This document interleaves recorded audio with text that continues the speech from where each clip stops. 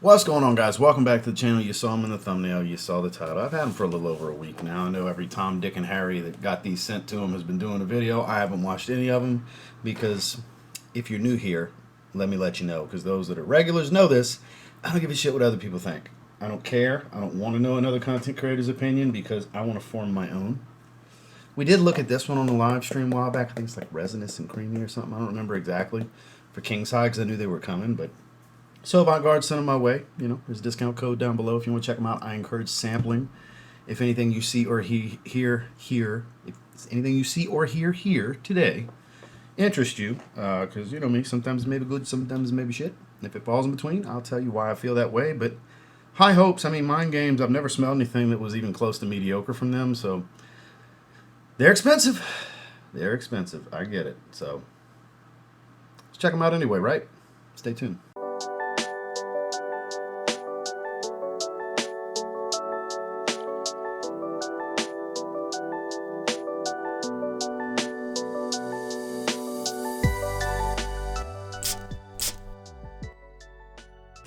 So I guess we should check out Kingside first, right? Tonka bean, Peru balsam are the main notes here. They continue to elevate these presentations, which they should.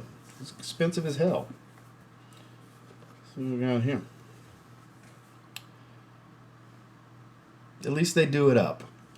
Gotta say, at least they do it up. So that's their new thing. And I think since Mentor, I want to say they started doing this, where the main oils, you get actual just oil as well. There's Peru balsam, and this is tonka bean. A little booklet that describes everything, which we're not going to bother with.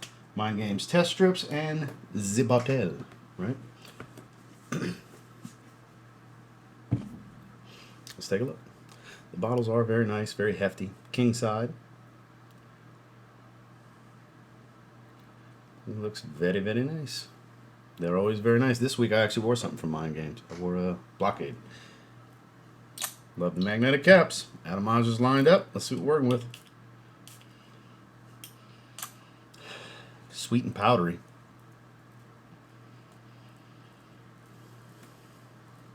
What is that?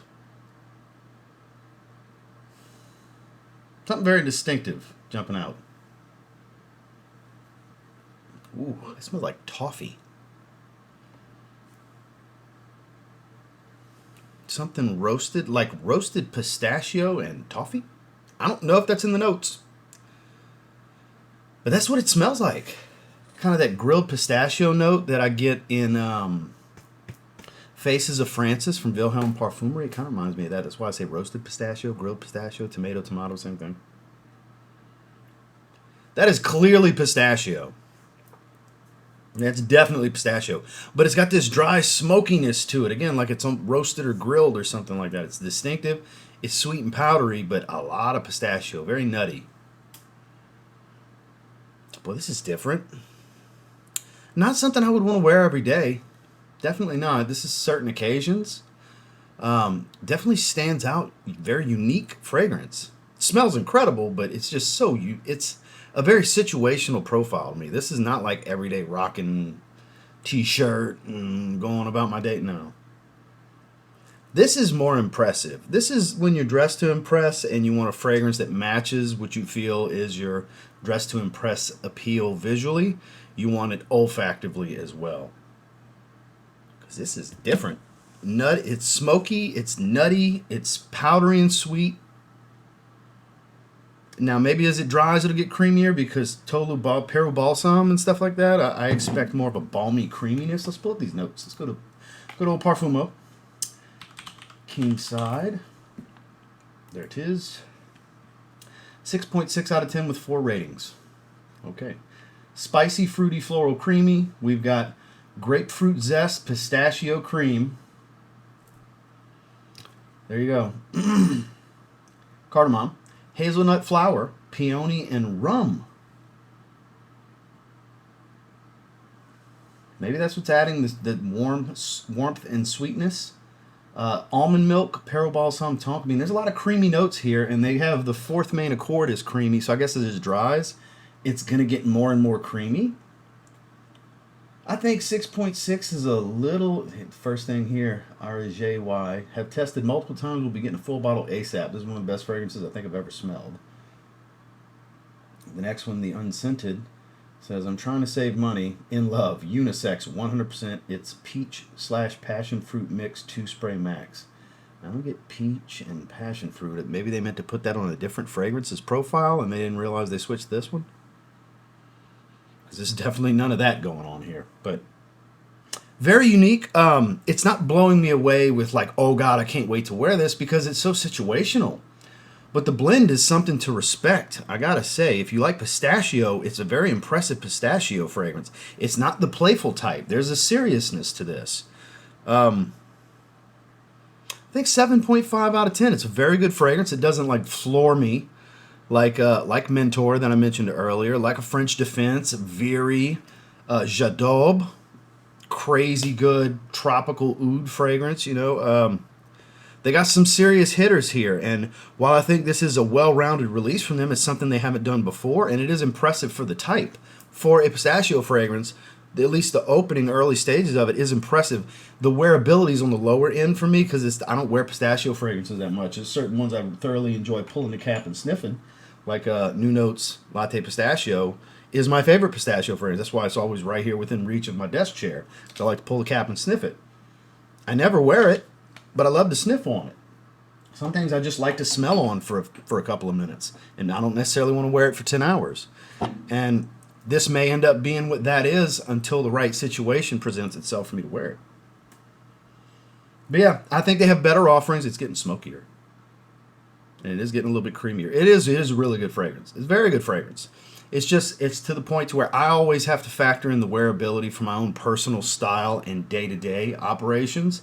And most days are gym apparel, semi-casual to casual, in that range. I do have dressier occasions. I think this is more of a dressier occasion fragrance. That semi-casual to semi-professional, you know, or even like standout, bolder outfits and stuff.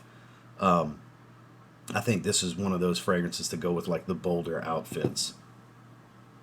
Not necessarily dressed up, but like just a more daring look, not your everyday look. Yeah, I'm going with 7.5 out of 10. It's a very good fragrance. It's just the wearability for me is going to be on the lower side. How many times am I going to wear this? Probably not that many, to be honest with you. All right, we'll put that right there, and let's go to Queenside. Obviously, the feminine release. Cassis and Geranium are the main oils here. I don't know. Honestly, I'm hoping it's really feminine. Reason being, I've only had 2 fragrances from them that are really feminine. And one I thoroughly enjoy. So my wife's only capitalized on 1 bottle for her collection so far. That's good looking porcelain style gradients to this one. You got geranium and cassis oil. Put this to the side. Let's take a look at the bottle. Porcelain white gradient. That's a porcelain look. That's obviously not porcelain, but that's the kind of glossy white finish it has. Other than the 2 notes it says on here, I have no idea. I've never looked at the note breakdown. Lined up again. Atomizers are definitely elite. There's kind of an astringent fruitiness to it. Almost like a sour fruit. Yeah, a little bit of a sour. Just wafting it like this, that's what I feel like I'm getting. When I get up close, might be a different story, but no, definitely a nice tart. I think's a better word here. It was a little sour out in the air. It's more tart when I get up close. That doesn't strike me as over the top feminine. I think it's unisex with a little bit of a feminine lean. Honestly, I like this one better. I do. Queenside, I like better. It does have this fresh white floral powdery nuance. Like there's a strong freshness here with a tart fruit. Probably some citrus supporting whatever tart fruit we have here, which cassis, probably the tart fruit. Cassis is, if I remember correctly, that's the plant for the black currant. It is nice and fruity with a bright, fresh floral smell that doesn't come across real feminine and girly to me. Yeah, Queenside's better. It's even a little tropical. Like, it's starting to come across like there's like passion fruit in here as well. There's an exotic fruit to go with this cassis note. Let's pull it up. Here we go, new release. I can just click it. Okay. Right away, this top's going to end the mid. It's going to make a whole lot of sense here. Okay, so it doesn't have main accords or ratings or anything, but top notes are lychee, pear, and blackcurrant liqueur. There's my tartness from blackcurrant. There's that sweet exotic smell of the lychee and pear combo. There it is. Now, that fresh floral I was talking about, I'm not going to read it in order because there's one specifically I want to mention that jumps out. Lily of the Valley. Violet and geranium. And this geranium probably is more of the minty type that's adding freshness. It's not the sweet geranium type. Yeah, for sure. Musk, oak moss, patchouli. Might get a little bit of earthy green as it dries, but I'm not getting any of that now. Right now I'm getting sweet meets tart, exotic fruit, fresh floral. Literally the lily of the valley is what's jumping out at me. Very bright, a little powdery. This is beautiful, easy going, not like crazy unique. I'm sure it's got, like, this profile's got to have some similarity to some other things. Nothing specific's coming out in my mind, but man, this smells really good. This one's getting a higher rating. This is one I could get down with. Wife's gonna want to steal this one though. This is a fruity floral, a fresh fruity floral that has a little bit of a tropical feel. This is her wheelhouse. This is like her go-to now. She's always been a fruity floral gal, but ever since we moved to the beach, she is tropical fruity floral gal. I can't keep this one. I can't. This one's got to go in her clothes. She's gonna fucking love this one. You hear me? But I am gonna rate this one pretty highly. This one's an 8.5 out of 10. This one's really good. This one's a whole point better. This has really good wearability for me. I'm gonna want to wear this on occasion as well. She's probably gonna wear this today. I don't think it's all that feminine, fellas. Try this one. Try this one.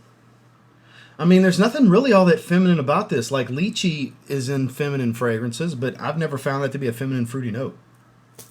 Unless it's just like loaded with rose and peony and stuff, like the more feminine leaning florals. Because here, geranium, not a feminine floral. Lily of the Valley, it's in almost everything that has a fresh floral smell. It's either that or freesia or a combination of the two, or some jasmine. White florals, most of the time, unless it's like gardenia and tuberose and stuff, they don't really have much of a feminine lean. Violet, that's across the board in men's and women's perfumery. So this one's truly unisex. I think it barely, the more it's settling in, barely leans feminine. Barely. It depends on your taste. There's guys that would think this is entirely too girly because they only wear fougères. If you're a fougère guy, yeah, this is going to be way too feminine for you. But if you're a guy that's expanded his horizons to the beauty of perfumery and not a one-dimensional guy who just, it's got to smell like this. Man, this, my granddaddy wore this, my uncle's daddy's brother's friend, neighbor's barber, this is what he wore. All right, if you that dude, yeah, way too feminine. But if you're an enthusiast of sorts, you'll probably get some joy out of this one, especially if you've expanded your horizons into the floral elements. Because, yeah, I think it's perfectly unisex with the slightest of lean to feminine. Just the right amount of powder. It's not a powder bomb. Man, what a good balance here. I mean, I'm sure as it dries, we're going to get some more earthiness, because to have musk, patchouli, and oak moss as the base, it's going to like pull away from that little bit of feminine lean. It's going to go to perfectly unisex when those earthy greens come in. I can tell you that now. Even if the patchouli's on the creamy side, that oak moss is going to die. If there's at least a decent percentage of oak moss, it's going to reel it in. I promise, fellas, it'll reel it in. Oak moss always does. Whew, yeah, this is a good one. This is the better of the two for my taste, for sure. If I had to pick one to keep, I would keep this one. Yeah, Queenside. No doubt. 8.5 out of 10, great. So I gotta say, quite the interesting duo, with Kingside being the more unique fragrance of the two, grilled pistachio. It is getting much creamier. It is all about the pistachio here. It's funny that they put tonka bean and Peru balsam as the main notes on here. That's the main supportive notes. The main note is this pistachio cream. It is dominant, for sure. And then this is a beautiful fruity, fresh floral that has a little bit of a tropical feel because of the way the fruits are. This lychee, pear, blackcurrant liqueur combo. Really good stuff. Yeah, I'm totally loving it. Definitely has a little touch of a feminine lean, but again, I think that oak moss will reel it right back in once it gets to the dry down, which I'm many hours away from. This is just the early stages. So thank you so Avant-Garde for sending them my way. Definitely always down. When I was asked, would you be interested? Yeah. I told the rep, I said, just know that my default answer anytime you want to reach out to me for something new coming from Mind Games, the answer is yes. Yes, the house is incredible. Yeah, they're over the top expensive. To be brutally honest, would I have the collection of Mind Games I have if I had to buy every single one of them? No, but I'd still have about a handful of them because they're that good. There's like some elite stuff in my collection. French Defense, Mentor. I love the hell out of Blockade. I'd have bought that. That'd have been the very first one I'd have bought. That was the very first one I got, and it would have been the very first one I'd have bought because that's something I can wear anytime. It's basically Mango Aventus. Mango's my favorite note and fragrance. Aventus, one of my favorite profiles. That's a no-brainer. And stuff like J'adore. Oh, man. I kind of think it's better than Oud Maracuja the more I spend time with it. Double Attack, orange bitters with chocolate. Like, they got some bangers, man. Bangers, you hear me? But for sure, I would own French Defense, Blockade, J'adore, and Mentor. No doubt about it, I would buy those. So, but I gotta let you know, yeah, I wouldn't have near as many. I'm not gonna sit here and... Oh, I would absolutely buy... I don't do that line influencer bullshit, guys. I keep it real with you. So, again, thank you so Avant-Garde for sending them my way. I would encourage sampling. I never encourage blind buying anything expensive.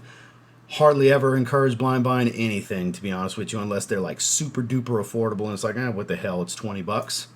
That's a rare occasion even in itself, but I do think if you like fruity florals, you should try a sample of Queenside, and if you're a pistachio fragrance type of person, you owe it to yourself to try Kingside. It's definitely smells nothing like the other pistachio fragrances I have and or have tried.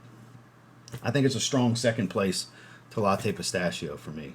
I like it more than the Kealis, where they're fun, they're fresh, they're beautiful, they're fun, candy-like, cotton candy, all that stuff. Pistachio gelato, they're beautiful, but super, super situational, more so than this. So keep that in mind. So thank you guys for checking out the video. Make sure to like and subscribe before you leave. We'll see you on the next one.